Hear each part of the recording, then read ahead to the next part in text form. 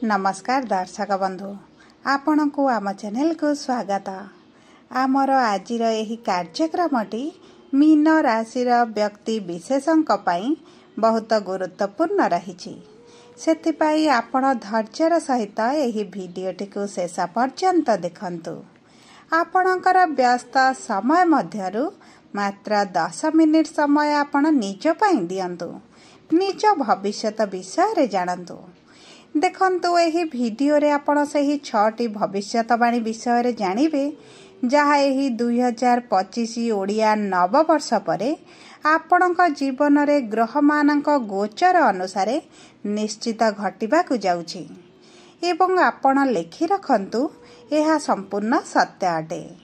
आपणक जीवन रे 2025 ओडिया नववर्ष परे एही सबु तारीख गुड़िकरे गुरुत्वपूर्ण घटना मान निश्चित घटिब जहा आपणकर भाग्य एवं भविष्यत को परिवर्तन करिब।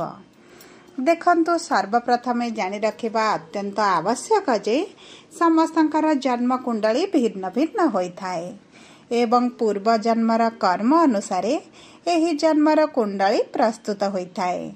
सेथिपाई आपणकर कुंडली अनुसारे आपणक जीवन रे जहा घटिबार थिबो ताहा निश्चित घटिबो।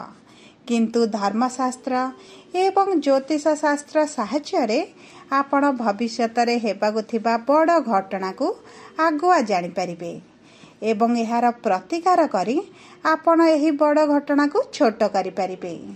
ता सहित देखंतु ग्रह मानकर गोचर जहा समस्त ब्रह्मांडर गोचर करुछंती से माने आम समस्तक जीवन रे बड़ प्रभाव पकाई थांती।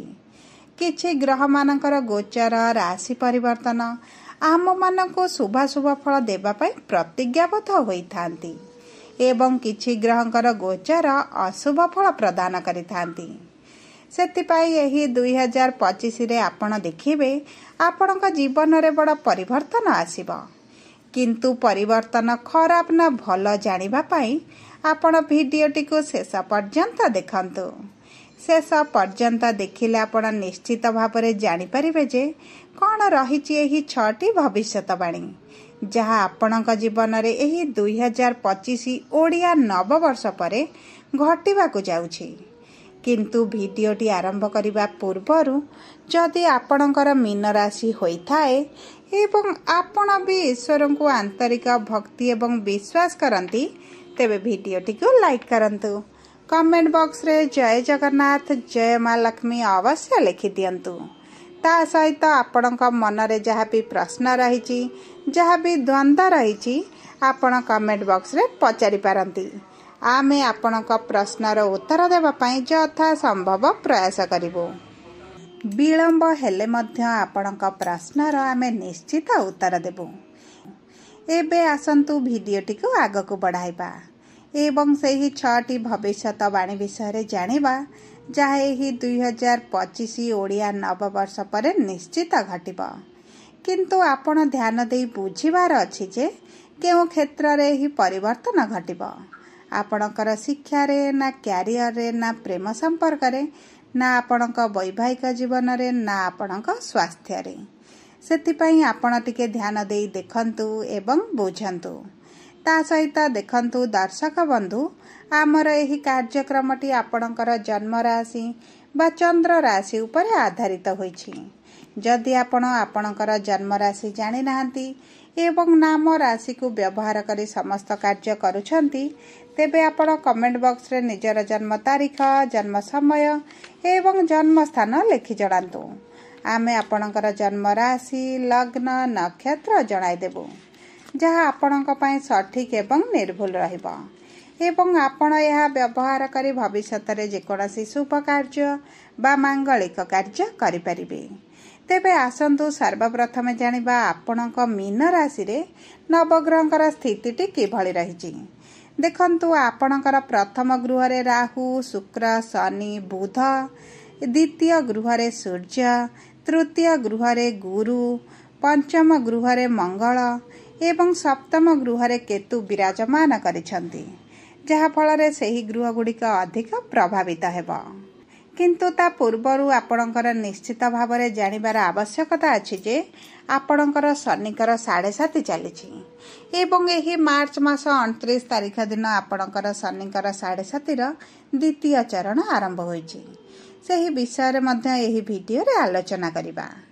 ताहले आसंतु एबे जानिबा प्रथम भविष्यवाणी विषय रे। देखंतु यही नूतन वर्षर माने यही एप्रिल एवं मे मास मध्य रे आपणकर भाग्यर गृहर स्वामी मंगल आपणकर पंचम गृह रे रहिबे एवं बक्री होई मध्य चतुर्थ गृह को जिबे एवं पुनर्बार आपणकर पंचम गृह को फेरी आसिबे। एहार अर्थ है मे मास पूर्वरु आपण प्रॉपर्टी किछि किनि पारंती किंबा घर रिनोवेशन करि पारंती किंबा किछि मेसिन लोहार जिनिस किनि पारंती बा आपण किछि कंस्ट्रक्शन काम मध्य आरंभ करि पारंती एवं एहा आपणकर करिबा पई बहुत पूर्वरु इच्छा अभिलाष मध्य थिला। आपण निश्चित देखिबे किछि ना किछि किनिबे किंबा किछि ना किछि नूतन कार्य आरंभ करिबे विशेष भाबरे एही मे मास भितरे। ताहले एबे आसंतु जानिबा द्वितीय भविष्यवाणी विषय रे।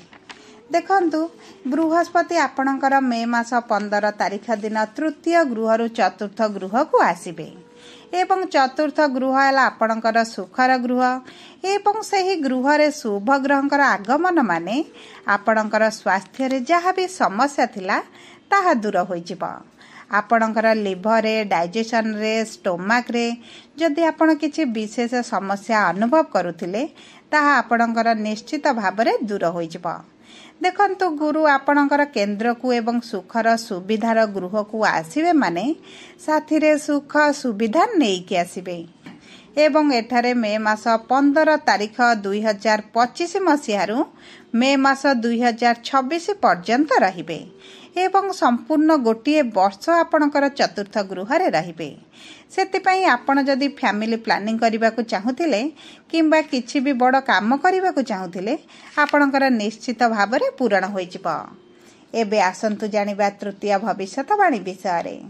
देखंतु मे मास 15 तारिख दिन गुरु आपणकर चतुर्थ गृह को आसीबा परे से तांको सप्तम दृष्टि आपणकर दशम गृह को देबे ता सहित आपणकर प्रथम गृह को मध्य दृष्टि देबे कारण आपणकर राशि स्वामी देवगुरु बृहस्पति। एहार अर्थ है आपणक काम पई दूर यात्रा करि पारंती किंबा जे विदेश जिबाकु चाहुतिले सेमानक पई विदेश जिबार जोग मध्य एही मे मास 15 तारिख परे आसी जिवो। आपण माने लेखि रखंतु जे एही मे मास 15 तारिख परे जेउ माने चाकरी पई बहुत चेष्टा करुथिले सेमानकु चाकरी निश्चित मिलिबो। ता सहित जेउ माने पूर्वरु चाकरी करिसंती सेमानकर स्थिति मध्य बहुत भल रहिबो। सेमानकर प्रमोशन होई पारे दरमा वृद्धि हेबो किंबा नुआ स्थान को ट्रांसफर मध्य होई पारे किंबा आपणक पोस्ट रे परिवर्तन मध्य हेबो एवं एहा आपणक जीवन रे निश्चित हेबो काहेकि ना दशम घरर स्वामी दशम घर को दृष्टि देबे माने निज गृह को दृष्टि देई शुभ फल वृद्धि करिवे। एबे आसंतु जानिबा चतुर्थ भविष्यवाणी विषय रे एवं एही भविष्यवाणी आपणक पई बहुत गुरुत्वपूर्ण रहिछि कारण 30 वर्ष पर शनि आपणक राशि को आसिछंती तेणु करी आपणकर चिंता बढ़िबो संदेह मन को आसीबो बहुत प्रकार नेगेटिव चिंताधारा मुंडरे पसिबो सेतिपई चेष्टा करिवे एही सब कार्य गुड़िकर दूररू रहिबा पई। देखंतु आपणकर मन रखिबा निश्चित आवश्यक जे जो संदेह नेगेटिव चिंताधारा पई आपणक संपर्क बिगिड़ी जाई पारे सेहिथि प्रति आपणक ध्यान देवार अधिक आवश्यकता रहिछि। तापाई आमे एही वीडियो रे किछि विशेष उपाय मध्य आपणक जणाइबो। देखंतु शनि 7.5 आपणकर चलिछि एवं एही मार्च मास परे आपणकर 7.5 रा द्वितीय चरण आरंभ होइछि एवं एही द्वितीय चरण प्रथम चरण अपेक्षा बेसी कष्ट देइथाए एवं समस्या मध्य सृष्टि करि थाए। सेतिपई एही 2.5 वर्ष आपणको टिके जगी रखि चलिबा को पड़िबो। विशेष भाबरे आपणक प्रेम संपर्क एवं वैवाहिक संपर्क रे ध्यान रखिबा को पड़िबो कारण आपणकर जिद्दी टिके बढ़ी पारे। एबे आसंतु जानिबा पंचम भविष्यवाणी विषय रे। देखंतु राहु मे मास 18 तारिख दिन आपणकर प्रथम गृहरु आपणकर द्वादश गृह को गोचर करिवे। देखंतु राहु एवं केतु उभय गोटिए दिन रे राशि परिवर्तन करिवे माने केतु आपणकर सप्तम गृह बाहरी जिबे। एहार अर्थ हैला जो वैवाहिक दंपतिक संपर्क रे खराब समय चलीथिला तांकर सुधार आसीजिबो। किंतु मे मास 18 तारीख पर्यंत आपण को आपणक संपर्क को टिके अधिक ध्यान देबा को आवश्यकता रहिछि। आपण जहाँ भी समस्यार सामना करुथिले ताहा आपणकर दूर होई जिवो। पति पत्नी का मध्यरे बुझामणा बढ़ी जिवो, प्रेम बढ़ी जिवो एवं आपण निश्चित भाव में आपणक संपर्क रे एही छोट छोट परिवर्तन देखिबा आरंभ करिवे। जो माने अविवाहित अछंती सेमानंकर विवाह एही एप्रिल एवं मे मास परे हेबार संभावना बहुत अधिक रहिछि। समस्त मीन राशि व्यक्ति जो माने विवाह योजना रे अछंती सेमानंकर मे मास 18 तारीख पर विवाहर जोग आसीजिबो एवं निश्चित आसीबो। आपण प्रयास जारी रखंतु आपण को सफलता मिलिबो। एबे आसंतु जानिबा शेष एवं षष्ठ भविष्यवाणी विषय रे। देखंतु एही 2025 ओडिया नववर्ष परे आपणक द्वादश गृह रे सबुठारु बड़ परिवर्तन हेबो, जहा फल रे व्यवसायी माने निज व्यवसाय रे बड़ परिवर्तन करिवे एवं मे मास 18 तारीख परे आपणकर विदेश जिबा बा विदेशी मुद्रा रोजगार करि पारंती।